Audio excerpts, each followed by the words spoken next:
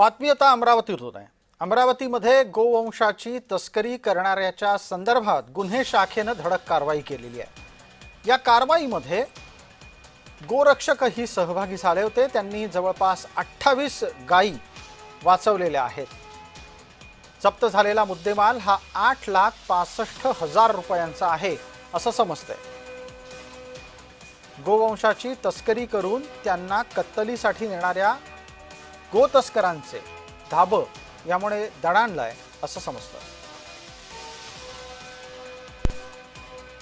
बडनेरा पोलिसांच्या हद्दीमधनं 17 गोवंश आणि नागपूर गेट पोलिसांच्या हद्दीतनं 5 आणि गाडगेनगर पोलिसांचे 6 गोवंश असे एकूण 28 गोवंश ताब्यात घेण्यात आलेले आहेत आणि संबंधित लोकांवर वेगवेगळ्या पोलिसांना त्या संदर्भात गुन्हे दाखल करण्यात आलेला आहे। आगामी ईदच्या निमित्ताने पुढील 2 दिवस सुद्धा गुन्हे शाखा आणि सर्व आयुक्तालय हद्दीतील पोलीस स्टेशन हे मोठ्या प्रमाणे प्रभावीपणे सर्च ऑपरेशन घेणार आहेत। गोहत्या बंदी कायद्याप्रमाणे जो कोणी कत्तलीसाठी अशा प्रकारचे गोवंश बाळगल्या स्थितीत मिळून येईल त्यांच्यावर कायदेशीर कायद्याप्रमाणे कारवाई करण्यात येईल।